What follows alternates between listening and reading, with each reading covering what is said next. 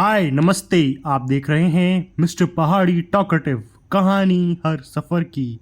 आज हम आपको एक ऐसी पवित्र यात्रा के बारे में बताएंगे जो उत्तराखंड के लोगों के दिलों में बसती है, नंदा देवी राजजात यात्रा। इस यात्रा का धार्मिक, सांस्कृतिक और ऐतिहासिक महत्व इतना गहरा है कि इसे उत्तराखंड की महाकुंभ यात्रा भी कहा जाता है। तो चलिए इस रोमांचक और आस्था से भरे सफ़र की शुरुआत करते हैं। नंदा देवी उत्तराखंड की सबसे पूजनीय देवी है। उन्हें हिमालय की रक्षक और समस्त संसार की मां माना जाता है। नंदा देवी का नाम सुनते ही दिव्य आभा का एहसास होता है। यहाँ के लोग उन्हें अपने परिवार की सदस्य मानते हैं और इसलिए यह यात्रा उनके जीवन का अभिन्न हिस्सा है।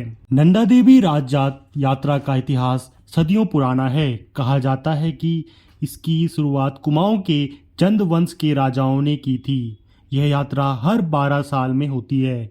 इसे राजजात यात्रा इसलिए कहा जाता है क्योंकि यह यात्रा नंदा देवी की ससुराल यात्रा का प्रतीक है। यात्रा की शुरुआत चमोली जिले के कर्णप्रयाग से होती है और यह यात्रा लगभग 19 दिनों तक चलती है। श्रद्धालु कर्णप्रयाग के नंदा देवी मंदिर में एकत्रित होते हैं, जहां से यात्रा की विधिवत शुरुआत होती है। यात्रा के दौरान नंदा देवी की मूर्ति और एक भव्य पालकी में रखा जाता है, जिसे श्रद्धालु अपने कंधों पर उठाते हैं। यह पालकी यात्रा का मुख्य आकर्षण होती है। नंदा देवी राजजात यात्रा का मार्ग बेहद कठिन और चुनौतीपूर्ण होता है। यह यात्रा हिमालय की ऊंचाइयों से होकर गुजरती है, जहां रास्तों में बर्फीली पहाड़ियां, घने जंगल, बुग्याल घास के मैदान आते हैं।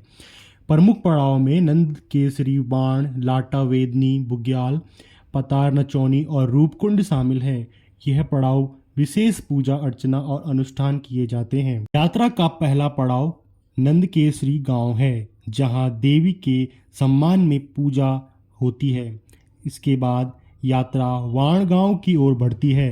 वाण गांव को इस यात्रा का मुख्य केंद्र माना जाता है। यहाँ पर भक्तगण एकत्रित होते हैं और यात्रा की शुरुआत होती है। बेदनी बुग्याल, यह एक बेहद सुंदर और विशाल घास का मैदान है जो 3354 मीटर की ऊंचाई पर स्थित है।